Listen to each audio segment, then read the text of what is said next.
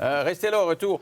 Un témoignage, en fait, 2 témoignages assez percutants sur des victimes d'agressions sexuelles, mais pas n'importe lequel. C'est un homme qui a fait la manchette, Georges Boisvert. Il les a agressés à répétition sur de longues années. Ce sont ses beaux enfants.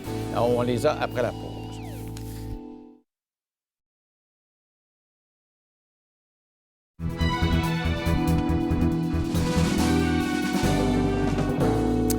Georges Boisvert a été condamné à 6 ans de prison pour des agressions sexuelles qu'il a commises sur son beau-fils et sa belle-fille.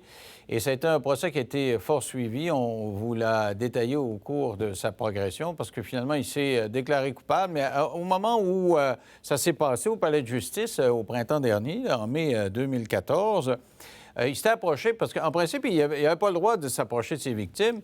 Et en plein palais de justice, alors que les journalistes font une entrevue avec une de ses victimes qui avait obtenu le droit d'abandonner son anonymat, il l'a littéralement intimidé. Regardez comment ça s'était passé. Mais vous dites que malgré tout, qu'encore Monsieur, aujourd'hui, c'est... On vous demanderait de quitter, c'est public, ça. Non, vous demanderez de quitter, monsieur. C'est public, ça. Écoutez, je vais aller Voulez-vous chercher. nous parler, monsieur? Madame la Pouvez-vous policière, aller chercher le... ce monsieur-là, non? Vous trouvez pas ça Ouais. agressant Non. de votre part de venir comme ça?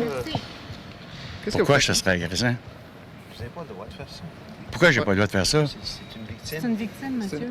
C'est un plaignant? Il n'y a pas une ordonnance qui vous interdit de communiquer avec Je le lui? dois? Vous avez le droit de communiquer avec lui. Non, j'ai pas communiqué avec lui. Parfait, mais vous êtes à 2 pouces de lui. Vous présentez un endroit, il donne une J'ai pas communiqué avec lui pas en tout. Mais vous êtes à 2 pouces de Vous lui. l'avez présentez. intimidé, monsieur. Pas en tout. Pas en tout. Alors, ça vous donne une idée du personnage qu'est ce Georges Boisvert. On va parler de ça, donc, avec ses 2 victimes, Patricia Tremblay, qui est avec moi, et Steve Beauregard, dans nos studios de Saguenay. Bonsoir à vous 2. Bonsoir. Alors, Steve, c'est vous qu'on voyait. Comment vous sentiez quand votre agresseur était à côté de vous au palais de justice, comme ça? Bien, comme on peut le voir très bien, je me sentais pas super bien, là, puis j'avais hâte qu'il se passe quelque chose, que quelqu'un intervienne, là. Parce qu'on voit quel genre de personnage il est, je le disais tantôt. Il vous a agressé à multiples reprises et ça a commencé jeune, de ce que j'ai compris, là. Oui, ça a commencé, j'ai toujours dit que ça avait commencé entre 9 et 10 ans, puis je vais toujours tenir mon point. Ça a commencé quand que je restais encore à Val-Bélair, c'était mon voisin. Puis ça a été le début, là, puis je peux vous dire sérieusement que la première fois, là, en étant un petit garçon, là, tu te sens vraiment mal dans ta peau, là. C'était votre voisin et c'était votre voisin qui est devenu le conjoint de votre mère à l'époque.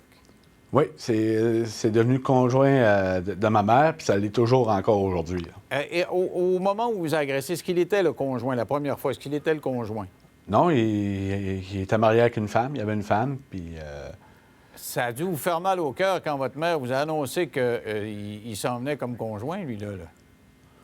Bien, disons que à cette époque-là, je n'étais pas encore à l'étape de parler, là. Je n'étais pas prêt à parler encore, là. C'était difficile pour moi, là, de... OK, vous n'étiez pas capable, c'était la honte qui vous paralysait, là. Oui, Mais oui, ça oui. devait être difficile pour vous à prendre, de voir qu'il rentrait dans la cabane, là.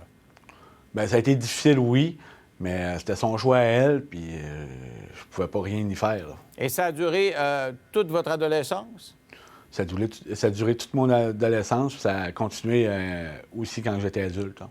OK. Et de ce que j'ai compris là, de ce qui s'est passé en cours, lui, il dit, bien, il voulait. Je montais dans la chambre, puis il voulait. Il était très calme, puis j'avais ma routine, j'allais à 22 heures. Lui, il a banalisé ça. Oui, bien, il a toujours l'habitude de banaliser les choses, hein.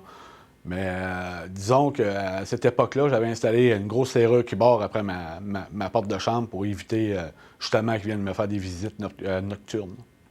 Patricia, ça a commencé à quel âge dans votre cas? Moi, à 10 ans. À 10 ans. À 10 ans, oui. Qu'est-ce qui est arrivé? Bien, lui, il restait toujours à Val-Bélair, puis il a divorcé de sa femme, donc ma mère est devenue sa conjointe. Puis ça a commencé là. Parce que vous avez la même mère, mais pas le même père. Vous êtes Oui. demi-frère et C'est sœur. ça, oui. OK. Exact. Et donc, il a commencé... Comment ça s'est passé? La première fois, toujours fondamentale, si on veut, là. Ça s'est passé dans sa chambre, c'est ça, il m'a agressé tu sais, par des attouchements sexuels. J'ai jamais eu de relation complète avec, là. Puis, je me souviens pas que ma mère ait été là, mais je lui en ai pas parlé tout de suite. Quelque temps par après, il a voulu vérifier si mes seins poussaient normalement. Donc, il m'a touché les seins en dessous du gilet. Puis ma mère était devant moi. Puis j'ai dit, j'aime pas ça, dis-y d'arrêter. Puis elle m'a dit, non, laisse-toi faire, c'est correct.